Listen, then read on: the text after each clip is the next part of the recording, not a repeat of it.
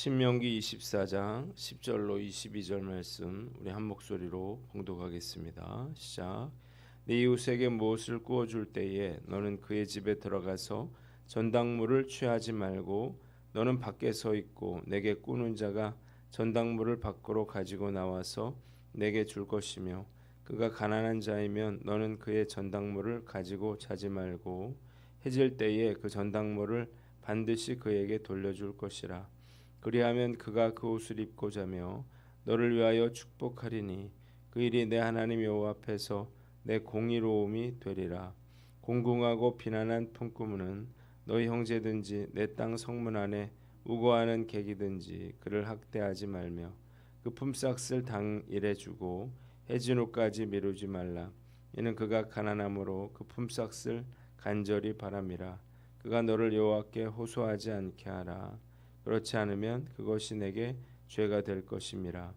아버지는 그 자식들로 말미암아 죽임을 당하지 않을 것이요 자식들은 그 아버지로 말미암아 죽임을 당하지 않을 것이니 각 사람은 자기 죄로 말미암아 죽임을 당할 것이니라. 너는 객이나 고아의 송사를 억울하게 하지 말며 과부의 옷을 전당 잡지 말라. 너는 애굽에서 종 되었던 일과 내 하나님 여호와께서 너를 거기서 속량하신 것을 기억하라. 이러므로 내가 내게 이 일을 행하라 명령하노라. 내가 밭에서 곡식을 벨 때에 한 붓을 밭에 잊어버렸거든 다시 가서 가져오지 말고 나그네와 고아와 과부를 위하여 남겨두라. 그리하면 내 하나님 여호와께서 내 손으로 하는 모든 일에 복을 내리시리라. 내가 내 감람나무를 떤 후에 그 가지를 다시 살피지 말고 그 남은 것은 객과 고아와 과부를 위하여 남겨두며 내가 내 포도원에 포도를 딴 후에 그 남은 것을 다시 따지 말고 객과 고아와 과부를 위하여 남겨두라. 너는 애굽 땅에서 종되었던 것을 기억하라. 이러므로 내가 내게 이 일을 행하라 명령하노라. 아멘. 오늘은 신명기 24장 말씀을 가지고 구원받은 자의 공의로움 이런 제목으로 묵상 나눔하도록 하겠습니다. 한번 따라해 봅시다. 가난한 자들을 위한 배려. 자, 오늘 본문에 하나님께서 가난한 자들에 대해서 어떻게 배려하셨는지 우리가 한번 생각해 봅니다. 먼저 10절로 11절에 담보물에 관한 이야기가 나와 있습니다. 하나님께서는 돈을 빌려주고 담보물을 잡을 때 그의 집에 들어가서 그 담보물을 취하지 말고 돈을 빌리는 자가 이 전당물을 가지고 나와서 주게 하라 이렇게 말씀하셨습니다. 그 이유가 뭘까요? 첫째로 가족들이 모두 있는데 채권자가 들어가서 담보물을 가져오는 것은 채무자와 가족들에게 굴욕감을 줄 수 있었습니다. 두 번째는 채무자가 직접 담보물을 가져다 주면 채권자로 하여금 아무 물건이나 가져가지 않도록 하는 그러한 효과가 있었습니다. 만약 채권자가 들어가서 이렇게 꺼내온다 그러면 빌려준 돈보다 훨씬 더 가치 있는 걸 꺼내올 수도 있기 때문이에요. 예를 들어서 10만 원을 빌렸는데 LED TV 이런 것들을 가져갈 수 있는 거죠. 두 번째는 12절로 13절의 옷에 관한 그 규례입니다. 자, 당시에 정말 돈이 없는 사람들은 옷을 담보로 돈을 빌렸습니다. 이스라엘 사람들은 머리부터 발끝까지 이렇게 뒤집어 쓰는 긴 소매의 옷을 입었는데 이유가 있었어요. 팔레스타인이 너무 심한 일교차로 인해서 이 가난한 사람들은 잠을 잘 때 입고 있던 겉옷을 그냥 이불처럼 덮고 잠을 잤습니다. 겉옷의 소매자락은 둘둘 말아서 베개를 만들어서 목에 베고 잤다 그래요. 자, 그러니까 이런 사람들에게 옷을 뺐으면 밤의 추위를 이길 수가 없는 거죠.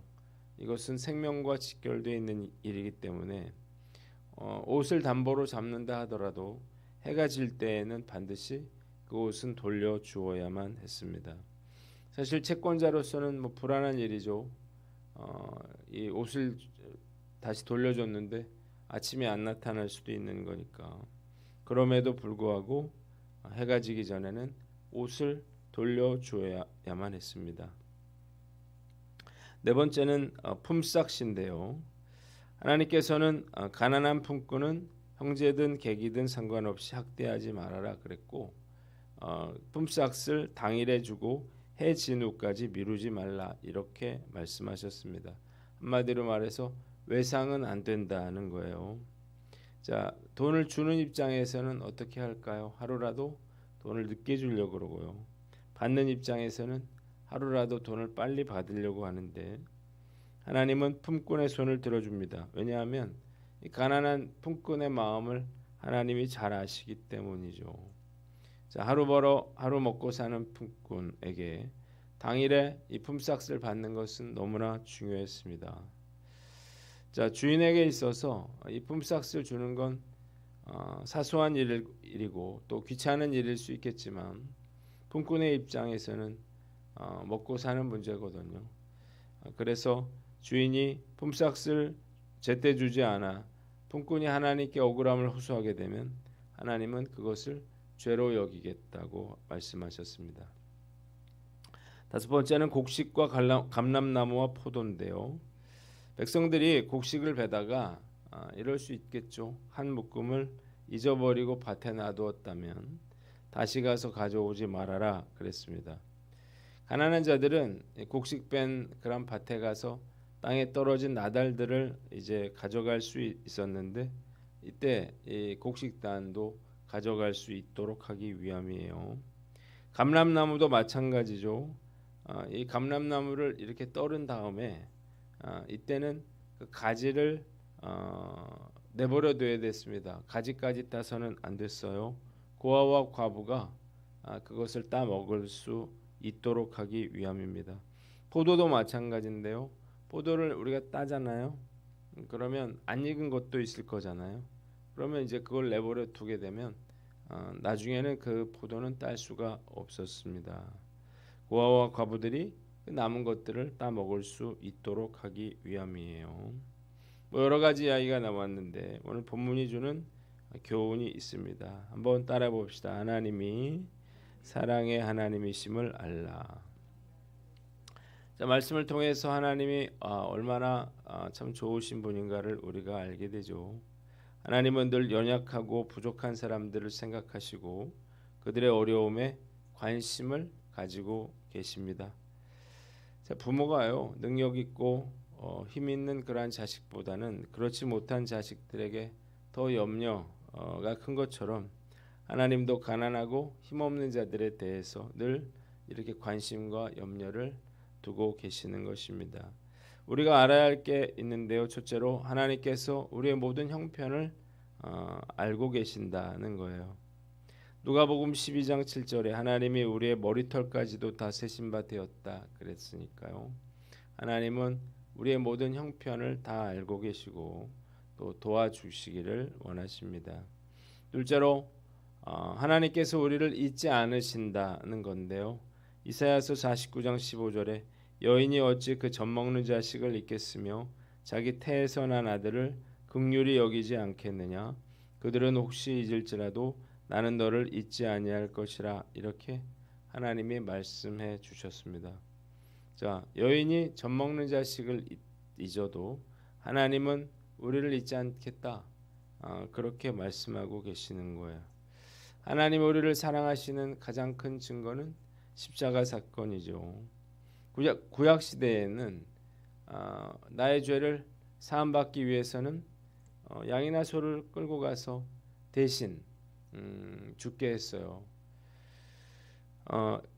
신약 시대에는 이런 동물 제사는 드리지 않고 예수님이 자신의 피로 영단번의 제사를 드림으로 우리의 죄를 구속해 주셨는데 하나님께서 얼마나 우리를 사랑하셨으면 그 독생자 예수 그리스도를 보내주셨을까요? 자, 우리가 알아야 할 건 하나님이 그 아들까지 내어주실 만큼 우리를 사랑하신다는 것입니다. 자, 지금까지 목회를 하면서 하나님이 굶기시면 굶겠다 이런 심정으로 목회를 해왔어요. 그런데 뭐 한 번도 굶은 적은 없고, 그리고 지금까지 살아오면서 한 번도 아쉬운 소리를 해본 적도 없었습니다. 그것은 하나님의 공급하심이 있었기 때문이에요. 그래서 하나님 베풀어 주신 은혜를 생각하면 늘 감사하는 마음뿐인데요. 오늘 우리가 말씀 앞에서 나 자신 돌아보면서 이 하나님의 사랑과 은혜를 기억하고 어떤 어려운 상황이 닥치더라도 우리가 이 깨달음과 믿음으로 잘 이겨내는 저와 여러분들 되시기를 주님의 이름으로 축원합니다. 두 번째는 말씀에 순종할 때 모두가 행복해진다는 사실을 알아라는 것입니다. 담보로 잡은 옷을 해가 지기 전에 돌려주어야 한다고 하는 이 말씀을 생각하면서 큰 은혜를 깨닫게 되는데, 이 일을 통해서 행복해지는 사람은 누구인가? 첫째로 옷을 담보물로 맡긴 사람이죠. 낮에는 비록 담보물을 맡겼지만 해가 지기 전에, 자기 전에는 옷을 돌려받았으니까 얼마나 감사한 마음일까요? 그 옷을 입고 자면서 자비를 베풀어 준 사람에게 축복하는 마음을 갖게 될 것입니다. 두 번째, 옷을 담보로 잡았지만 해가 지기 전에 돌려준 사람입니다.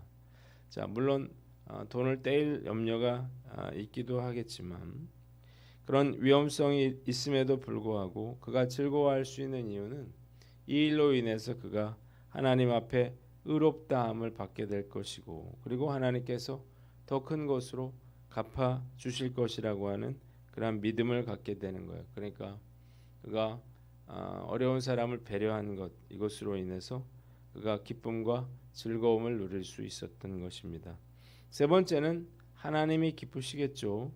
어려움을 당했지만 서로 조금씩 양보하고 배려하는 모습을 보시고 하나님께서 즐거워하시고 행복해 하시는 것입니다. 빚을 지는 행위는 그리 즐거운 일은 아니지만 서로 이렇게 양보하고 배려함으로써 모두가 행복해지고 또 하나님께 감사와 영광을 올려드릴 수 있는 거예요. 자, 우리가 이렇게 순종이 중요하구나 이런 사실을 알면서도 사실 실제로 우리가 하나님 말씀에 순종하는 것은 참 결코 쉽지 않죠. 우리 안에 뿌리 깊은 이런 죄성이 있기 때문이에요.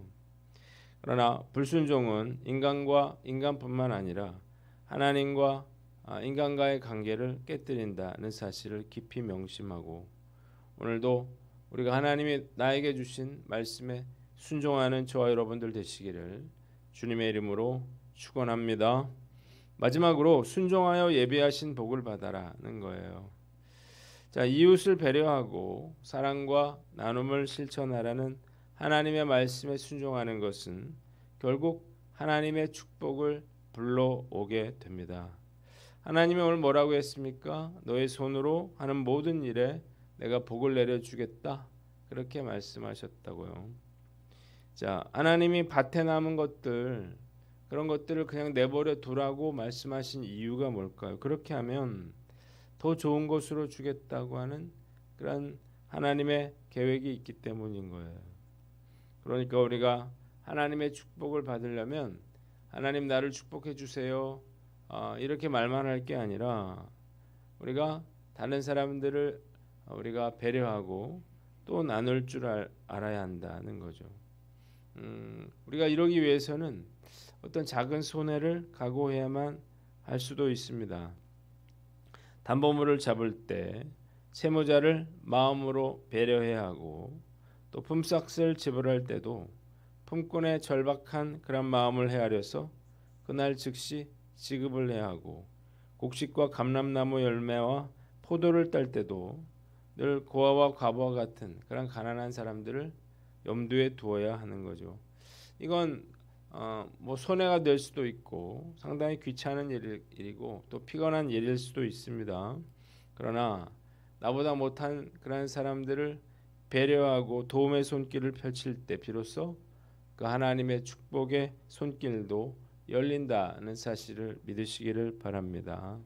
그래서 우리가 하루를 살면서 내가 어려움 당한 그런 분들이 누구인가를 생각해보고 최선을 다해서 배려하고 나누면서 살아야 하는 거예요.